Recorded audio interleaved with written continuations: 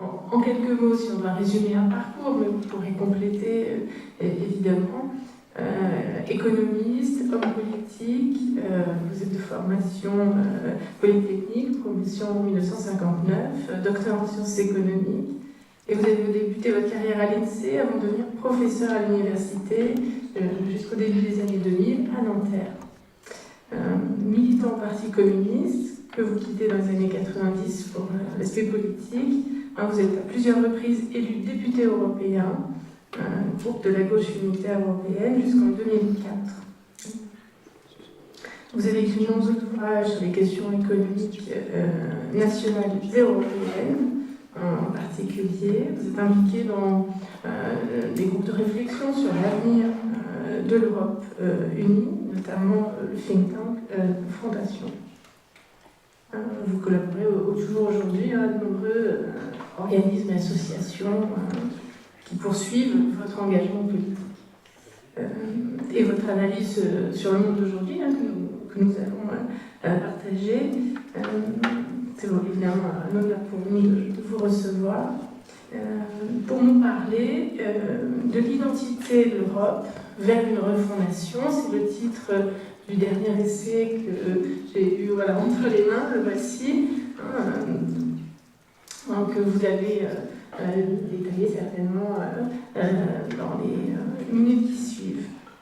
Alors, sujet particulièrement brûlant d'actualité, mais d'actualité sur le temps long, pourrait-on dire, tant les événements qui jalonnent ces dernières années au niveau européen remettent en question nos propres savoirs, notre propre vision aussi de l'unité européenne.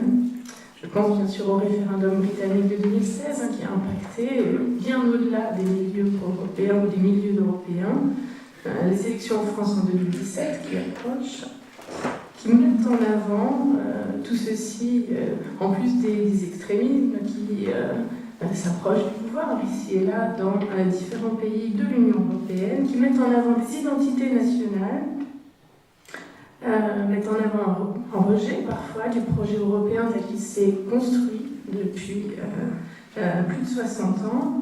Et clin d'œil de l'histoire, nous sommes en 2017, voilà 60 ans que les traités de Rome ont été signés, qui déclaraient en 1957 vouloir, je cite, établir une union sans cesse plus étroite entre les peuples européens. Donc, dans cette période, on peut le dire difficile, où on constate, Jean-Claude Juncker parle de polycrise, puisqu'elles sont nombreuses, ces périodes laborieuses au niveau européen. Certains allant jusqu'à dire que c'est la fin de l'Europe, presque comme un acquis. Nous sommes impatients de vous écouter pour peut-être dépasser ce ton ambiant sur l'Europe et retrouver aussi des perspectives à la fois citoyennes et scientifiques sur cet aspect européen. Bonjour à tous et toutes. J'ai vécu 3 grandes expériences politiques, sociopolitiques en tout cas. D'abord la planification française, c'est mes débuts après Polytechnique. On voulait changer le monde. Je vais citer une phrase qui vous étonnera. Avec la comptabilité nationale, nous allons changer le monde. C'est pas moi qui disais ça, c'était le milieu ambiant et de toute sensibilité politique. La planification française, elle est morte. Nous l'avons tuée. Faut-il encore planifier? C'est une question qu'on ne se pose même plus. Deuxième expérience, le communisme. Communisme avec un engagement dans le programme commun de la gauche, l'Union de la gauche des années 80. Le communisme est-il mort? Ce ne sera pas notre débat aujourd'hui, mais en tout cas, celui qu'on a connu hier, certainement. Peut-être qu'il y aura un renouveau sous d'autres modalités, ça n'est pas évident. En tout cas, deuxième disparition, je dirais, après la planification. Quant au programme commun et l'Union de la gauche est dans la difficulté que vous savez aujourd'hui. C'est d'ailleurs aussi une idée presque non pas du passé, puisqu'on invoque toujours la recherche. Faut-il d'ailleurs circonscrire à la gauche cette recherche d'union? En tout cas, on n'est plus à cette période.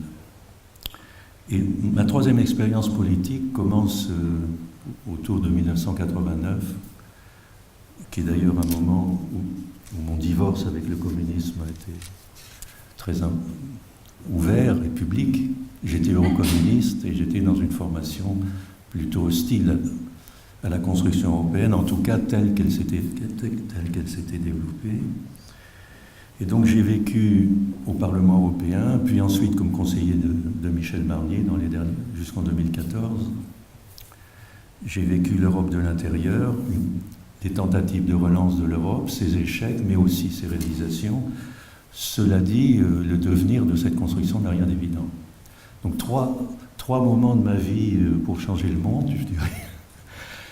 Et je dirais 1 ou 2 échecs, et pas tant, où j'ai beaucoup appris néanmoins. Et le devenir de l'Europe est incertain. Je ne vais pas dire la fin de l'Europe, mais il est incertain.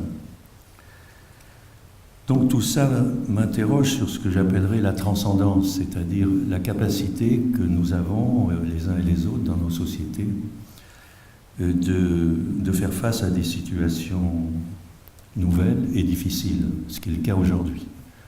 Sommes-nous capables de nous dépasser pour surmonter ce qui est une crise de l'Europe, crise mais aussi mutation, dans un monde qui est radicalement différent de celui que j'ai connu il y a 50 ans? Sommes-nous capables de nous dépasser? Et pour citer Fernand Braudel, que je pourrais citer beaucoup, mais il n'est pas le seul, qui ne se régénère pas, dégénère. Ça pourrait être le mot d'ordre de notre discussion aujourd'hui.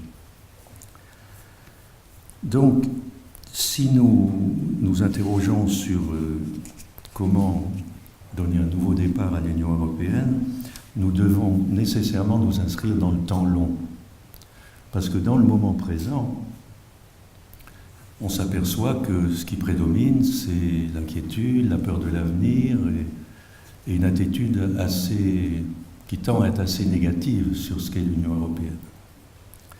Donc nous sommes dans une situation au présent où, d'une part, la connaissance du passé et des réalisations du passé, et en tout cas celle de la communauté européenne, est très faible. On considère que c'est un acquis. J'y viens dans un instant. Et quant au futur, nous ne nous en sentons plus les acteurs. Le futur nous échappe. C'est le présentisme, comme dirait l'historien François Hartog. Notre société vit dans le présent et a peur de l'avenir. En disant ça, et c'est cœur de mon petite introduction, dire cela, c'est dire aussi que la crise est en nous-mêmes, dans nos consciences d'individus, de collectifs. La crise est en nous-mêmes. Ne cherchons pas des escapades. La crise, c'est la mondialisation, c'est la finance, c'est l'Union européenne elle-même, éventuellement, qui sert de bouc émissaire. Non, la crise est dans nous-mêmes.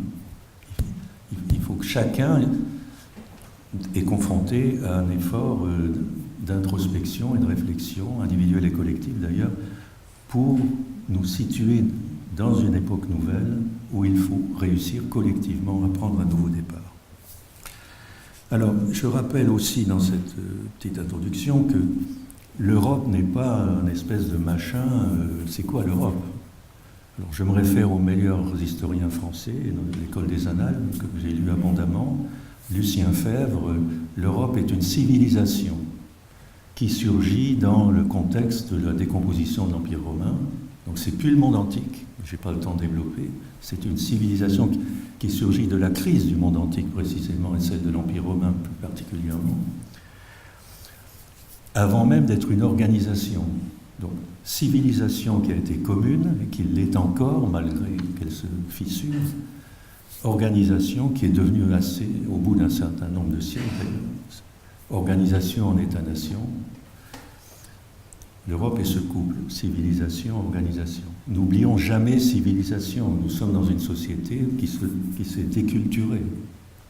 Civilisation, c'est un partage de valeurs, de récits, de projets communs, de relations. C'est ça qui est décisif. Après, l'organisation, elle peut changer. Nous devons adapter notre union. Mais si nous ne revenons pas à une réflexion sur la civilisation, nous ne pourrons pas nous en sortir. Or, j'ai dit, on cherche des boucs émissaires, et en particulier du côté de l'ouverture, de la mondialisation. C'est ceci qui nourrit d'ailleurs des extrémismes politiques, sociopolitiques que nous voyons aujourd'hui. On se replie, au lieu de régénérer notre civilisation. Et j'insiste sur le fait, ça c'est les historiens qui doivent nous aider à le faire, notre histoire en France ne commence pas à Louis XIV et la formation et aux splendeurs, entre guillemets, de l'État-nation. Avant, il y avait une civilisation. Le fractionnement en État-nation vient après. Il a fallu plusieurs siècles. Dans les conditions d'aujourd'hui, je vais donc développer mon propos en 3 questions et avec des éléments de réponse. Sachant ce que je viens de dire, premièrement, faire l'histoire est-il encore possible? Ça, c'est ce que je viens de dire. J'ai 3 expériences, un souci sur mon expérience européenne, sur l'avenir de l'Europe. Donc, est-ce que faire l'histoire en Europe, c'est encore possible? À partir de là, 2e et 3e partie qui vont être à la fois sur la critique, mais sur les éléments de réponse. Inventer de nouvelles figures du progrès, est-ce que c'est possible? Du progrès. Et refonder l'idée d'unité politique. Alors je commence par faire l'histoire, est-ce encore possible? Alors, faire l'histoire, pourquoi?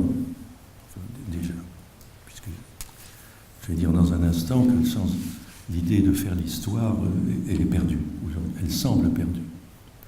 Mais quelle est la finalité qui a mobilisé des Européens au travers de 2 millénaires, un peu moins de 2 millénaires, non, puisque, mettons, depuis Constantin, et depuis au moins 1500 ans, disons, quelle est la finalité de notre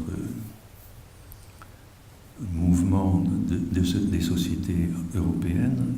C'est faire la paix. Faire la paix, arriver à vivre ensemble sans être constamment dans des situations de conflit et de guerre. L'obsession de l'unité est liée à l'idée il faut transcender nos différences pour faire la paix. Et ça, toute société, pas seulement les Européens, se pose ce type de questions. Comment vivre ensemble sans être constamment en conflit et en guerre? Et quand on regarde l'histoire de l'Europe, franchement, et je n'ai pas le temps, mais ça n'est que ça, guerre, puis paix, puis guerre. Donc l'idée de vivre durablement dans la paix en partageant des valeurs et des biens, ça c'est la finalité. Je pourrais faire des milliers de citations, mais je vous en donnerai 2-3 quand même, pour vous dire que les Européens, qu'ils soient des chrétiens, des Lumières, qu'ils soient philosophes, religieux et autres, ont tous porté cette idée-là. Hegel, qu'est-ce que l'Europe? C'est la marche de la vie vers plus loin qu'elle-même, disait Hegel. La barre est haute. Kant, auquel il faut beaucoup se référer, puisqu'il a fait souche après la Deuxième Guerre mondiale, l'idée d'Europe, c'est la paix perpétuelle.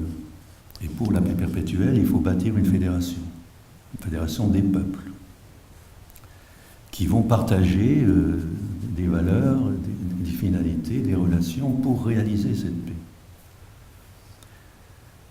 Je citerai même Guizot dans l'époque, peut-être au même niveau que je ne sais pas, mais Guizot disant qu'est-ce que c'est que lui la démocratie, en l'occurrence, c'est les citoyens en marche, non pas pour changer de place, mais pour changer d'État. Je ne vous parlerai pas de Marx, je ne vous parlerai pas des millénarismes concrets, de toutes ces violences, de la réforme de Luther aussi, qu'on va célébrer 500 ans après, dans cette année 2017. Ce n'est pas d'ailleurs forcément une de mes références favorites, mais enfin il a changé l'histoire à sa façon. Tous ces gens-là voulaient faire l'histoire. Et l'Europe, c'était faire l'histoire, c'est-à-dire vivre ensemble avec une idée du futur à atteindre. C'est très spécifique. Les Chinois, c'est plutôt l'homme dans le cosmos, l'harmonie du cosmos, la correspondance entre la façon dont on bâtit la cité dans un rapport d'harmonie avec le cosmos, c'est une autre culture. Les Européens veulent faire l'histoire par eux-mêmes, avec les finalités que j'ai dites. Et je ne voulais pas m'étendre pour la paix sur le détail, parce que on passerait des heures et des heures, mais pour construire cette paix, ça a commencé par le christianisme. Il ne faut pas tourner autour du pot. D'ailleurs, saint Paul anticipait ça dans la fameuse phrase de l'Épître aux Galates, quand il disait « Il n'y a plus ni juif ni grec, ni homme ni femme, ni maître ni esclave, nous sommes tous frères ». C'est une finalité qui est 2000 ans après à réaliser, elle n'est toujours pas réalisée. Elle se pose à l'échelle mondiale. Et donc le christianisme, à partir du moment après Constantin, a servi de régulateur de paix, a conçu du droit canon en reprenant le droit romain, les moines ont organisé les territoires, enfin bref. Lisez un livre d'un homme qui n'est pas chrétien, c'est Jean Pic, il y a 600 pages sur l'histoire de l'État en Europe. L'unité s'est faite d'abord autour du christianisme. Parce que l'Empire se décomposait précisément. Il n'y avait pas les rois, il n'y avait pas les États-nations, il y avait des débuts de féodalité.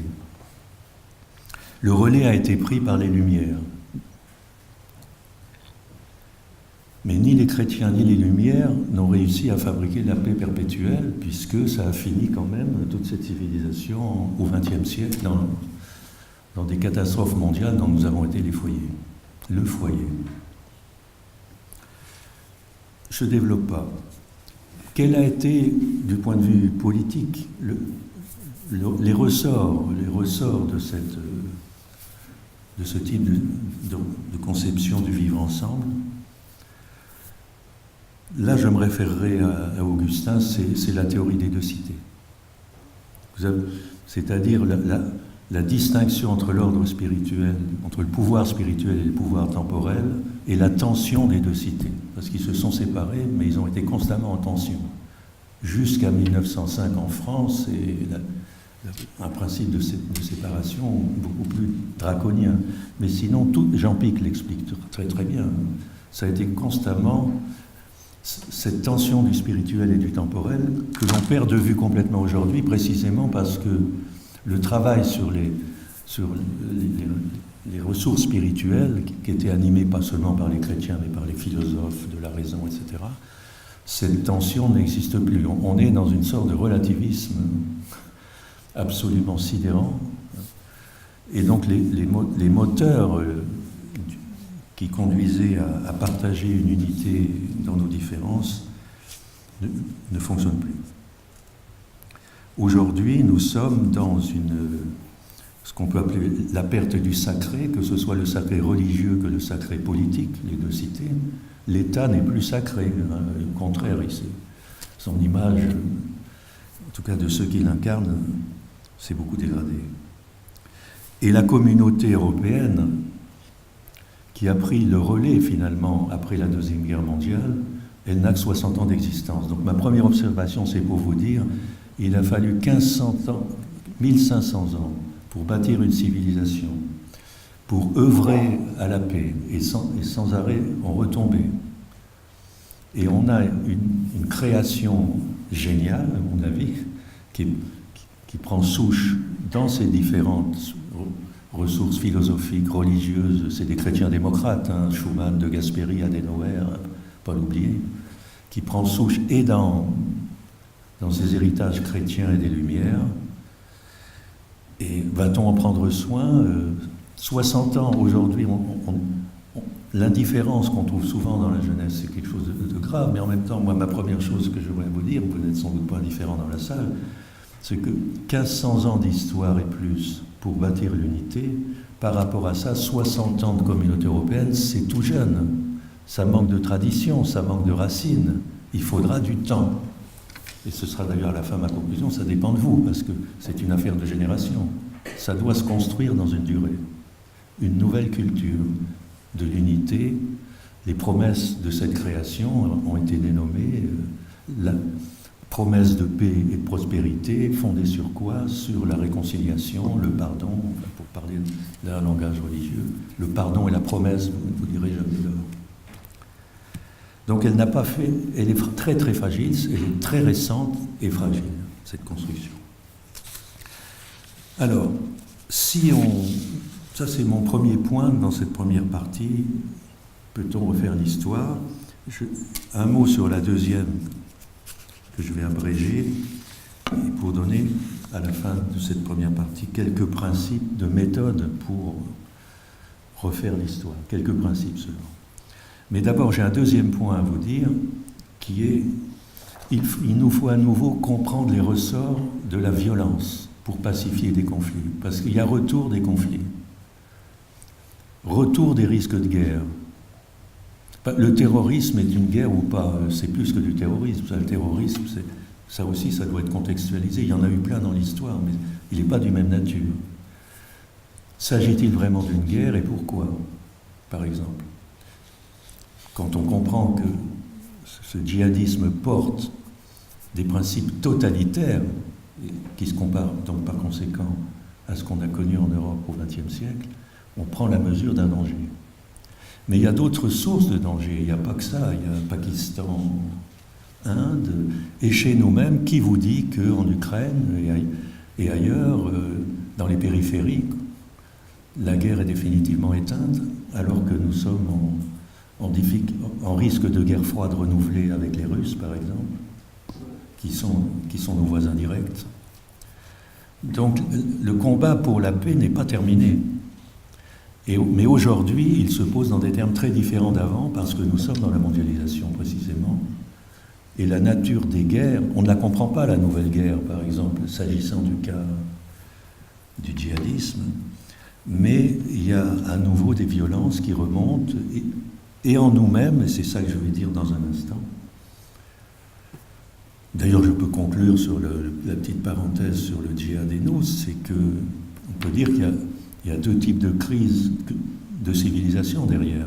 Il y a nous qui sommes dans ce que j'appellerais un hyperlibéralisme libertaire, avec beaucoup d'indifférence et de relativisme, que ne supportent pas d'autres qui ont encore un sens du sacré, mais ce sens du sacré, certains le dévoient parce qu'eux-mêmes ont une crise de civilisation dans les foyers du Moyen-Orient.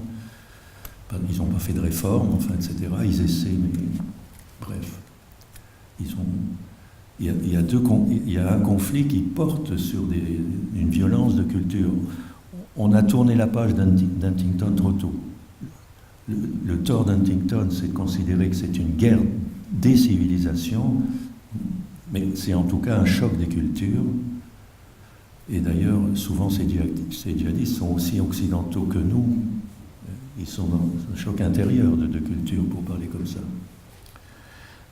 En tout cas, il y a un aspect politique qu'il faut bien avoir présent à l'esprit, c'est que c'est la théorie de Hobbes, c'est-à-dire que notre État-nation a été matricé culturellement sur une distinction entre amis et ennemis.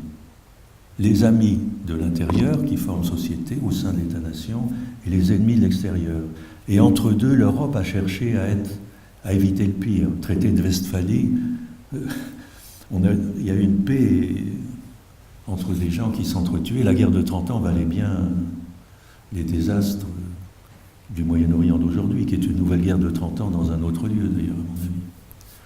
Donc, la distinction ami-ennemi, on a cherché à en sortir par la paix de Westphalie, le congrès de Vienne, jusqu'aux rechutes du XXe siècle. Et donc, ce problème est toujours derrière nous. Il ne faut pas du tout croire qu'il est résolu. Et quand l'État français dit pour pacifier les conflits et pour combattre le terrorisme, il faut s'unir autour des valeurs de la République, ça ne marche pas. Je ne dis pas que c'est pas... elles existent.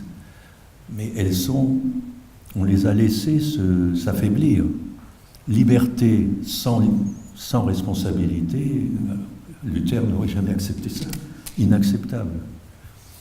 Égalité, les inégalités partout, à commencer par l'école, je vous rappelle. Système qui a voulu être égalitaire et qui est inégalitaire. Donc, quand on parle des valeurs liberté, égalité, je ne parle pas fraternité parce que ça, c'est plutôt l'indifférence que la fraternité. c'est de la rhétorique qui ne fonctionne plus. Non pas que ces valeurs n'ont pas valeur, mais si on ne les régénère pas, ça dégénère, comme j'évoquais tout à l'heure. Donc nous avons à comprendre les ressorts de la violence qui remontent, c'était mon deuxième point, après le premier, l'Europe civilisation avec les deux cités. Conclusion de cette première partie, je crois que je me tiens à peu près là. Méthode, je n'ai pas la solution, je ne vais pas vous dire j'invente la nouvelle civilisation, puisque la nôtre est en situation de crise. Elle va devoir se régénérer, mais c'est une mutation. Rappelez-vous que la Renaissance a été une mutation.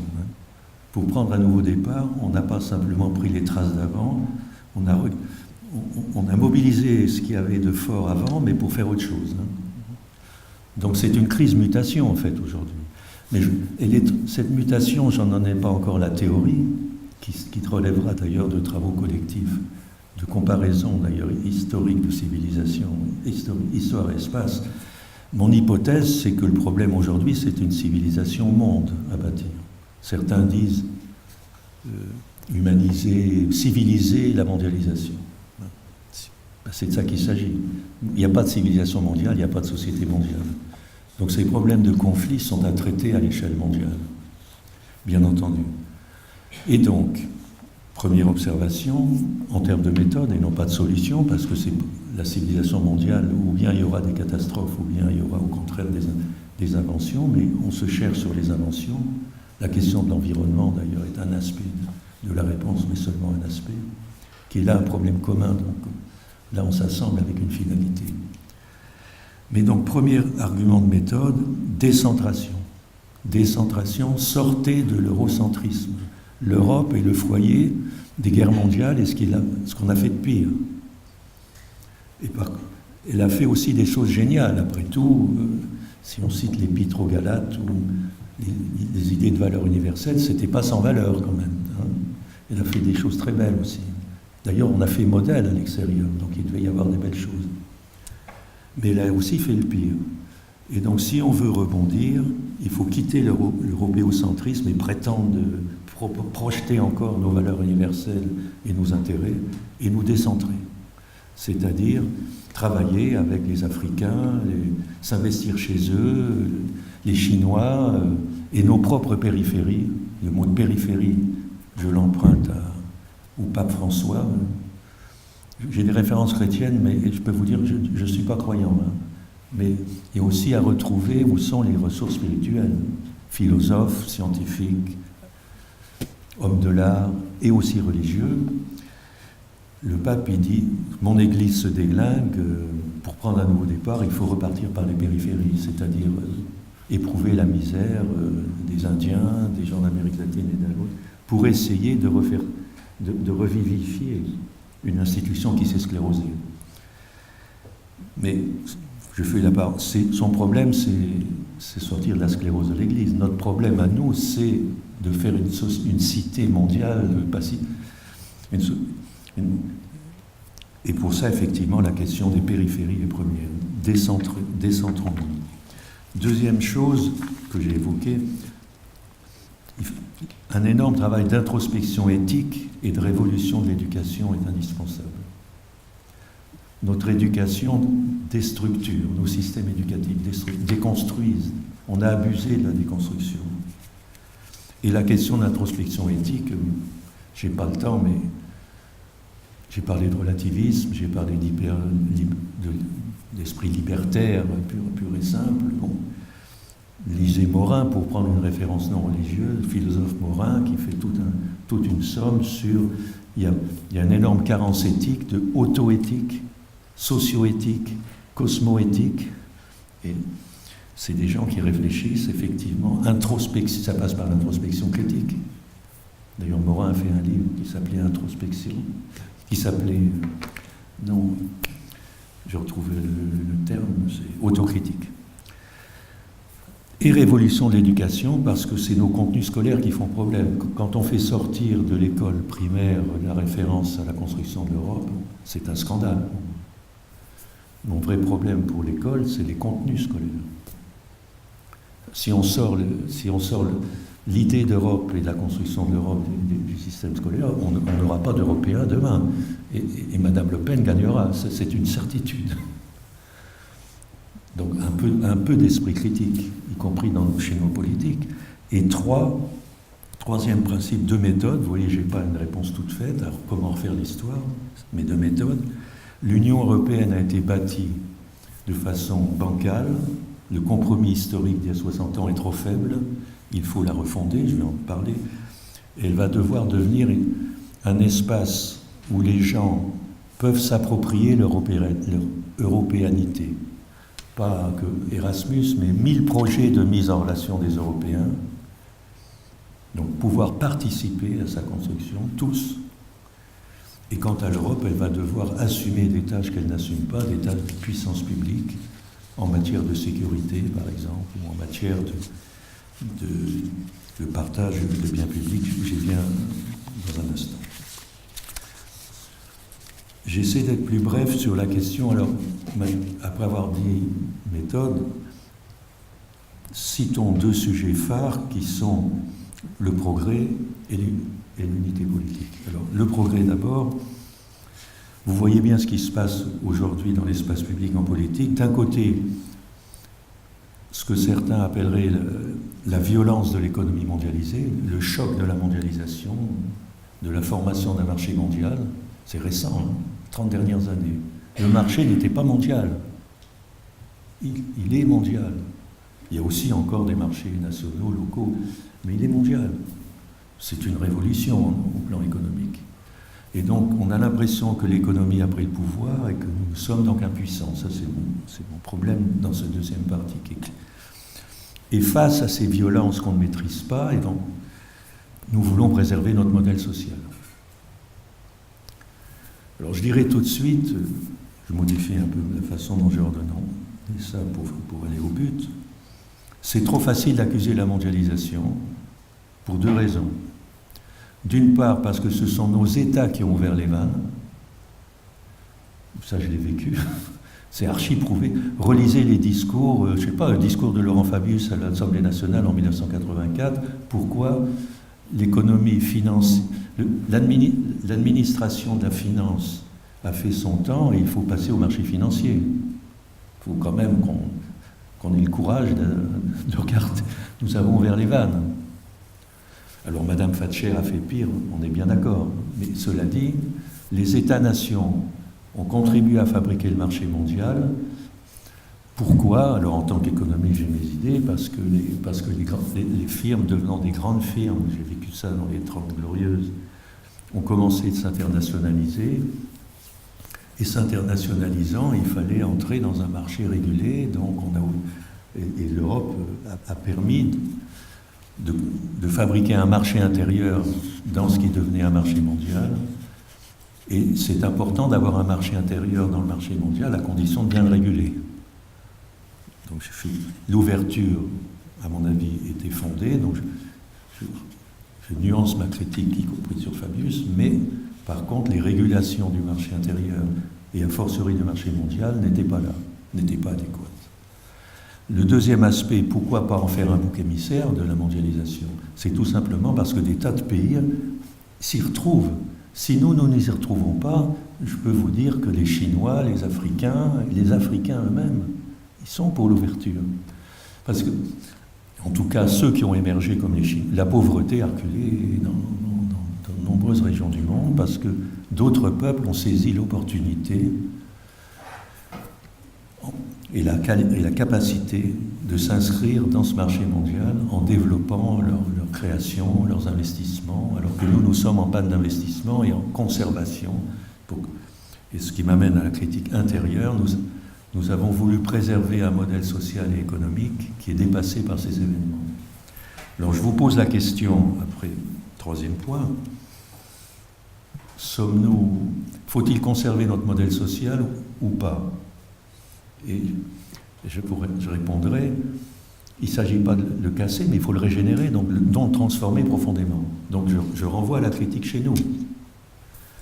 Au lieu de dire la critique, ça vient de l'extérieur, dont je viens de parler.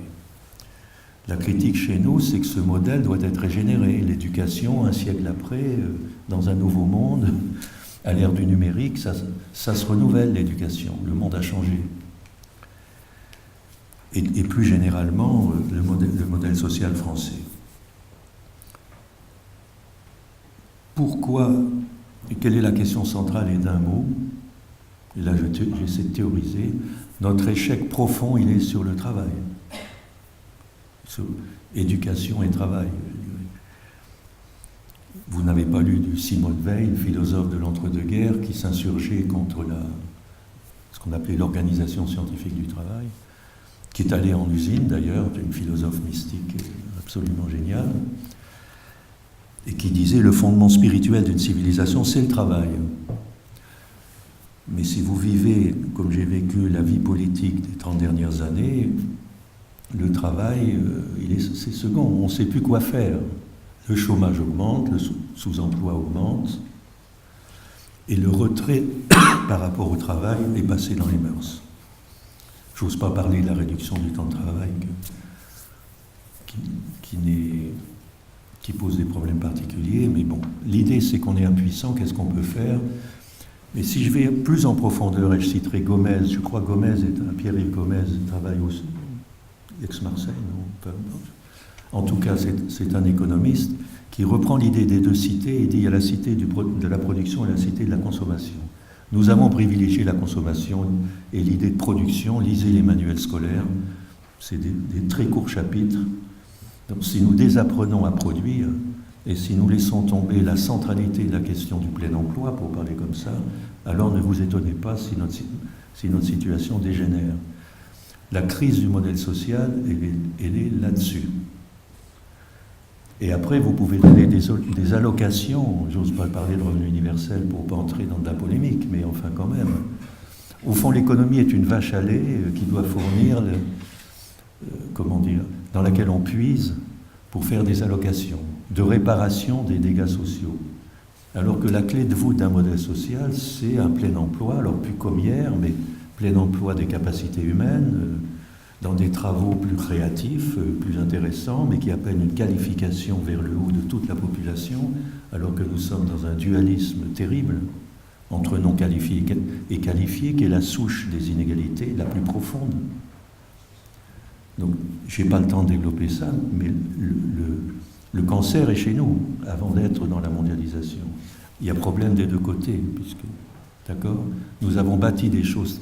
Alors je vous renvoie à Karl Polanyi là-dessus. Karl Polanyi, qui est un génial anthropologue, historien, économiste de l'entre-deux-guerres, qui en son temps combattait déjà les excès de l'économie de marché de son temps, et qui disait, et qui constatait qu'on faisait effort dans l'entre-deux-guerres, et surtout après la Deuxième Guerre mondiale, pour, ce qu'il disait, ériger la terre, le travail et l'argent en bien public.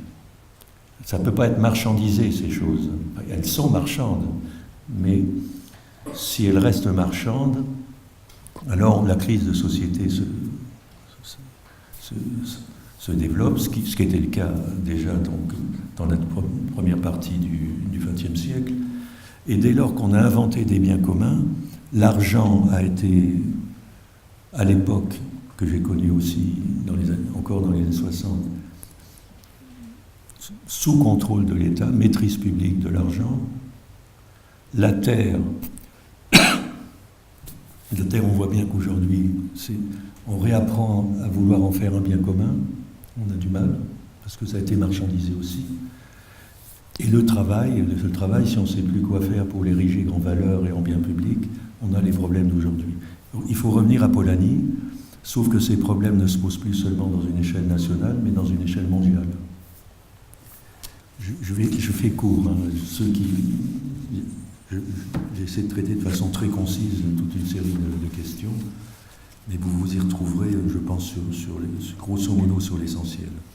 Donc, et pour abréger la deuxième partie, ces problèmes, disons, de la transformation du capitalisme sont à nouveau à l'ordre du jour. L'impuissance par rapport à l'économie, c'est pas fatal. On est sorti de la crise dans l'entre-deux-guerres précisément par l'intervention publique, par le développement des biens publics. Aujourd'hui, on a oublié de les régénérer, j'insiste sur l'éducation, et donc il faut les régénérer et les construire dans un espace plurinational, puisque les problèmes de régulation de marché se posent à l'échelle internationale et non plus seulement étroitement nationale. Et croire que l'Europe n'y peut rien est une ânerie. Par exemple, tout le monde se plaint du fait que Microsoft et autres ne payent pas d'impôts. Mais est-ce que vous avez appris que Mme Vestager, commissaire européenne, est en train d'infliger des amendes monstres, ou d'essayer, parce que sans soutien politique, elle n'y arrivera pas, à Microsoft, Google et compagnie. Donc l'Europe peut, on peut régénérer notre système intérieur, on peut régénérer notre marché intérieur. L'histoire précisément récente là, de la sortie de la crise de l'entre-deux-guerres et de la prospérité d'après-guerre nous le montre. Simplement, la période de prospérité d'après-guerre, elle est derrière nous. Précisément parce que depuis, il y a eu la financiarisation, la fin. Moi, quand j'étais à la planification, je vais revenir là-dessus, qu'est-ce que c'était que le plan français? C'était un effort collectif pour maintenir le plein emploi ou le réaliser. Il y avait, dès que 100 000 chômeurs ou 200 000 sont apparus, il faut revenir au plein emploi. On en est loin aujourd'hui. C'était ça en 65 quand j'étais au plan. Incroyable. Tout le monde s'en fiche aujourd'hui. Le plein emploi, c'est mort. Donc ça, c'est notre carence politique. C'est pas la mondialisation. La mondialisation nous crée de nouveaux problèmes, mais aussi, je répète, elle crée des opportunités ailleurs, n'oublions pas ça. Le problème, c'est de nous-mêmes refaire notre modèle intérieur pour aussi mieux affronter les défis d'aujourd'hui. Et l'Europe est un espace pertinent. Parce que obliger les multinationales à payer l'impôt, si la France n'est pas d'accord avec l'Allemagne, avec la Pologne et compagnie, avec l'Irlande, pour citer un cas problématique, eh bien évidemment on ne peut pas avancer puisque les multinationales jouent à l'échelle des différents pays. Donc les problèmes de régulation doivent être traités dans un espace pertinent qui n'est plus l'espace national mais qui est l'espace européen. Et si l'espace européen fait problème, c'est parce que malgré c'est qu'il a été construit d'une façon bancale. Je ne prends que le cas de l'éducation. Cherchez pas l'éducation dans le traité de Rome, il n'y en a pas. Donc nous n'avons pas voulu partager l'éducation et l'emploi, comme par hasard. Hein, c'est des compétences d'État-nation par excellence, alors que ça devrait devenir le cœur de ce que nous voudrons partager pour l'avenir. Bon, après, c'est pour ça que l'idée d'une puissance publique que j'ai déjà évoquée, j'y reviens là, ça veut dire que l'Europe va devoir se mêler de questions qui s'appellent éducation, emploi, innovation, mais aussi sécurité. Ça, le problème des migrants et par ailleurs du djihadisme, c'est pas la même chose, nous oblige à penser ce type de problème à une échelle continentale et non plus étroitement nationale. Le retour aux frontières nationales est une folie furieuse. On peut devenir Corée du Nord, hein, si vous voulez. Prenons la caricature ultime. Donc il faut bien penser la liberté de circulation. Donc le problème, il est là. Il faut l'améliorer. Il ne faut pas la jeter. Tout ça peut s'apprendre. Et il suffit de susciter l'interrogation. Pour moi, aujourd'hui, c'est déjà pas mal. Surtout que j'ai essayé de donner des exemples, qu'on a su faire ça dans le passé, il y a des efforts aujourd'hui qui ne sont pas présentés dans notre système d'information. Donc, on voit très bien, on pourrait si. Mais ça, j'en viens au troisième point, qui est refonder notre idée d'unité politique. Parce que tout ça doit s'organiser, et l'Europe a voulu devenir une unité politique, et là, il y a eu, non pas une faute, mais il y a eu un compromis et une négligence, ou une erreur de pensée. Il y a eu un compromis après-guerre, on ne pouvait pas partager après-guerre l'espace politique et faire de l'Union une puissance publique. Pourquoi ? Parce que entre Français et Allemands, la haine subsistait. Elle n'est pas partie en 1945 ou en 1950. Les gens ne s'entendaient pas et ne se connaissaient pas. Donc c'est un coup de génie, et aussi, on se demande comment Adenauer, il y a des livres, hein, Adenauer, Schuman ou De Gasperi ont pu franchir cette étape de début de création d'une communauté, alors que Schuman était traité de boche dans la rue par les Français, alors qu'il n'a jamais été boche et qu'au contraire il avait milité pour que l'Alsace-Lorraine revienne en France et qu'il était assigné à résistance par les nazis. Mais il était traité de boche dans la rue. Mais le Schuman a réussi à s'inspirer de Monnet et d'autres pour faire quelque chose, mais un compromis sur l'économie, sur le marché. Pas un compromis pour je vais partager l'éducation ou la politique, certainement pas. Jamais les États n'auraient voulu. Donc le compromis de l'après-guerre est trop court. Ensuite, il y a une idée naïve, que je ne dirais pas que je l'ai partagée, mais un peu quand même, qui est que cette idée fonctionnelle, la méthode fonctionnaliste à la Jean Monnet, on commence par l'économie, mais après on pourra passer à la politique, et après par la culture. Si j'avais su, j'aurais commencé par la culture, je vous ai parlé que de ça. Il pouvait pas. La culture, c'est comment on s'éduque, comment on s'informe, comment on incarne notre idée du vivre ensemble. Il pouvait pas. Mais il faut. Aujourd'hui, il faut. Hein, sinon, ça va se désintégrer. Et donc, mais on a cru qu'on allait passer, y compris Jacques Delors, d'une certaine façon, qui a commencé à l'épreuve, a pris peur et a vu que ça n'allait pas marcher, le passage de l'économie à la politique. Et ça, on a raté. On avait raté en France en 1954 en refusant. On aurait eu un espace de sécurité collective européen. Je vous assure, c'était vraiment un pied dans l'union politique. La France a dit non. Quand Gorbatchev propose de faire une maison commune sur une sécurité collective en Europe, fondée sur la dénucléarisation, etc., c'est tout juste si on a voulu l'écouter. La Constitution, je ne dirais pas qu'elle était très belle, celle de 2004-2005, mais il y avait quelques éléments de progrès, mais enfin c'était très mal fabriqué. Cela dit, à nouveau on dit non. Étonnez-vous qu'il n'y ait pas d'unité politique de l'Europe 60 ans après. Le compromis d'initial ne pouvait pas, et les efforts dans cette direction ont avorté. Donc nous devons reprendre cette question. Nous devons la reprendre, non pas d'emblée par la réforme institutionnelle, mais d'abord par la pensée politique.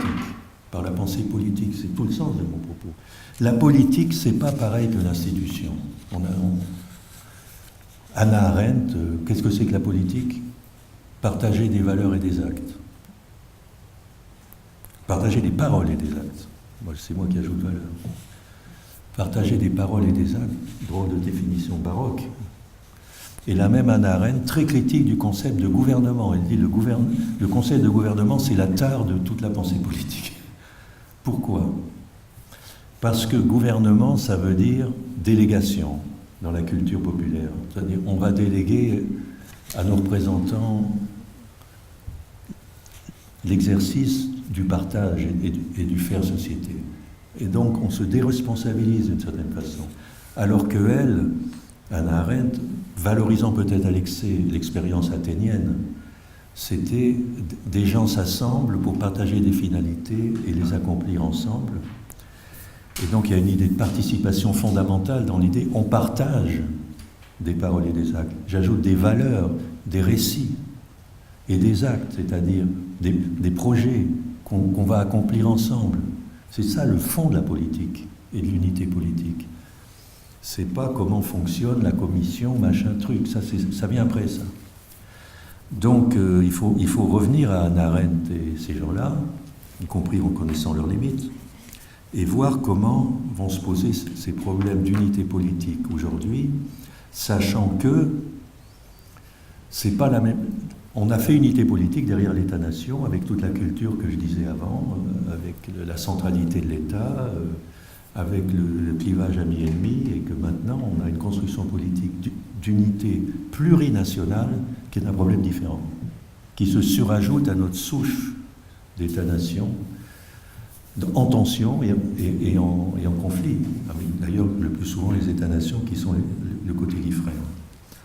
Alors, ce qui m'amène à dire, si vous voulez réinventer, je mettrai la question de la forme institutionnelle un peu après. Donc il y a effectivement à partager valeurs et projets. Sur la question des valeurs, vous voyez très bien que le problème de la laïcité rebondit, comme par hasard. Il n'y a pas que moi qui est saisi par l'idée, reprenons toute l'histoire, y compris le rapport du christianisme et Lumière. Je ne suis pas le seul, ça revient évidemment.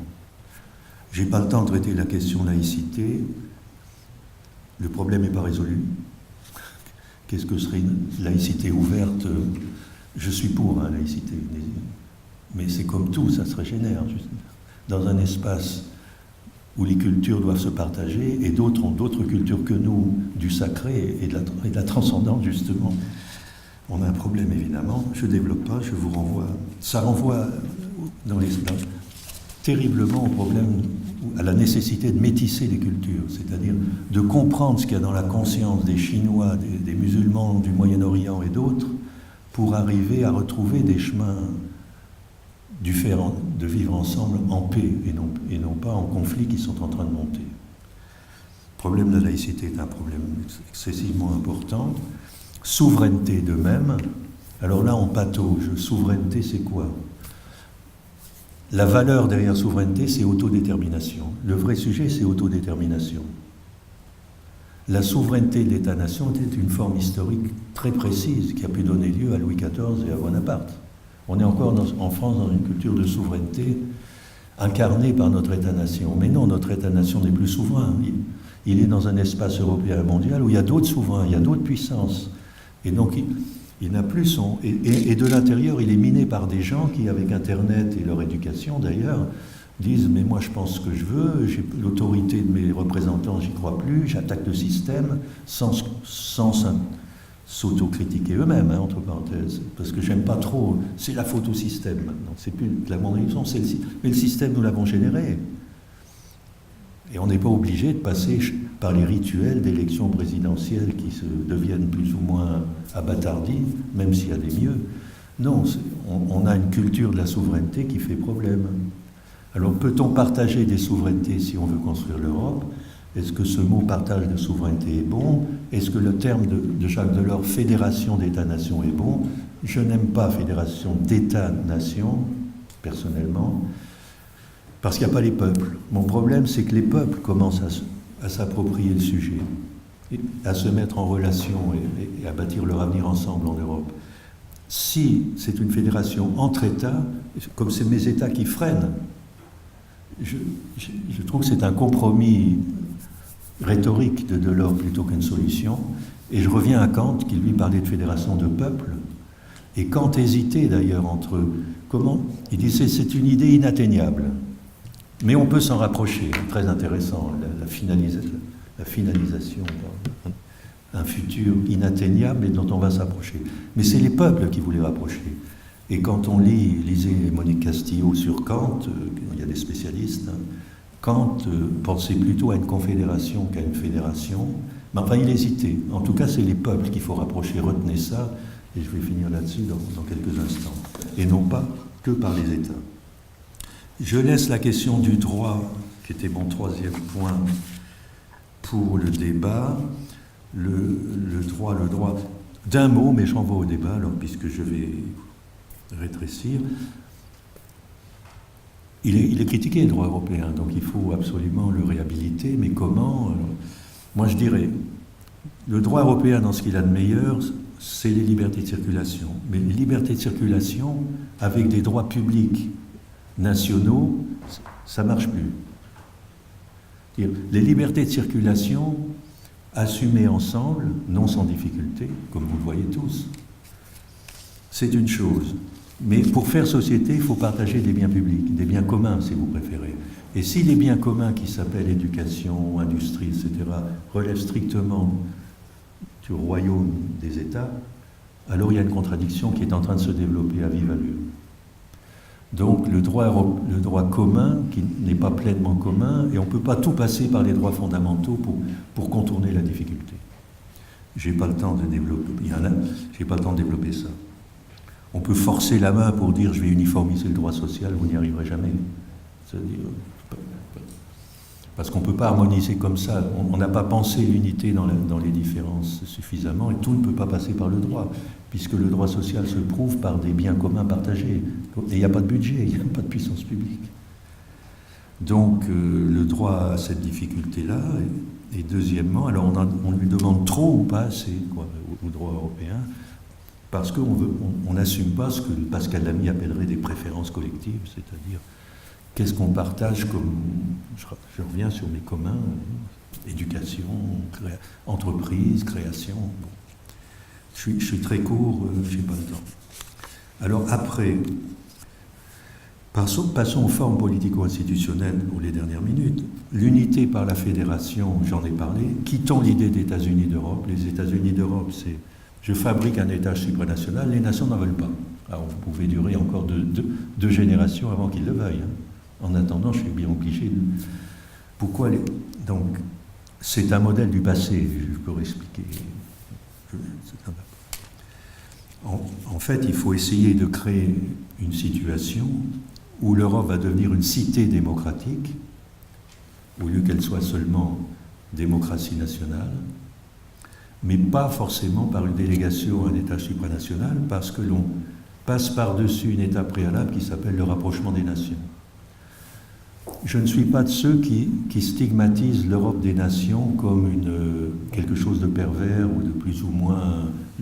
C'est la pensée gaulliste, si vous voulez, d'après-guerre. Je parle de Gaulle, je ne parle pas des successeurs. On va faire l'Europe des nations. L'Europe des nations, pour moi, fait partie de la solution aussi.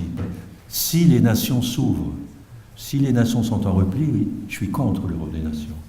Mais si les nations acceptent de s'ouvrir pour fabriquer une entité politique européenne qui va accompagner l'identité nationale, c'est donc une démocratie à deux niveaux, si vous préférez, à ce moment-là, il y a compatibilité entre Europe des nations et principes fédéralistes d'hier, mais des principes fédéralistes que je revisite à la Kant, et en essayant de relativiser le niveau de l'État-nation qui, pour moi, est le niveau qui fait problème. Alors, comment on va faire après Tout ça doit conduire à une réforme institutionnelle. J'ai parlé culture, il faut reprendre les choses par le travail d'éducation, d'information, d'association. Définir les domaines d'intérêt commun, ça, c'est ça qu'il faut. Il ne faut pas commencer par dire il ne faut pas rester englué dans l'intergouvernemental versus le communautaire, ça c'est pas bon. Les États sont toujours là, donc le Conseil joue son rôle. Il faut lire Luc Van Middelaar. Mais par contre, il faut vraiment dire, voilà des sujets fondamentaux qu'on va accomplir ensemble. Il faut faire l'épreuve de définir nos finalités. J'en ai 3 types. Il y a évidemment la sécurité intérieure et extérieure. Tous les jours, on parle que de ça. On la partage ou on la partage pas? On va en débattre, si vous voulez. 2, l'espace du marché intérieur, avec des rivalités économiques terribles entre nous, notamment l'Allemagne qui nous écrase au plan industriel. Il faut voir les asymétries de puissance dans l'espace.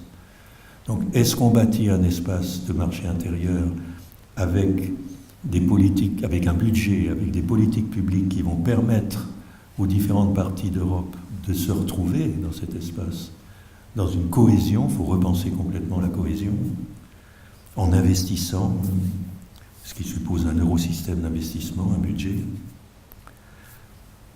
2e sujet, et qui nous permettrait aussi, autre élément, d'être unis dans la mondialisation. On est tous désunis. Je peux vous parler des heures de mon expérience sur le commerce mondial. Il n'y avait pas moyen de dire il y a quand même des protections légitimes à établir aux frontières. Pourquoi? Parce qu'on est miné de l'intérieur. Tous les distributeurs veulent apporter à bas prix du monde extérieur. Et ils sont plus forts que les producteurs. Donc on a 2 cultures. Les 2 cités de Gomez, c'est très important. Dans tous les accords, l'Europe n'a accepté de faire de la régulation internationale qu'avec un principe de primauté de la consommation, pour faire brutal. Et les efforts qu'on a faits pour partager des normes sociales, des normes de travail, on n'a pas réussi.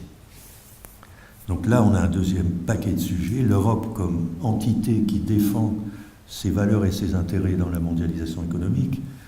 Et le 3e sujet, c'est mon leitmotiv aujourd'hui, on va enfin partager une communauté de l'éducation, du travail et de la création, alors qu'on est tous segmentés.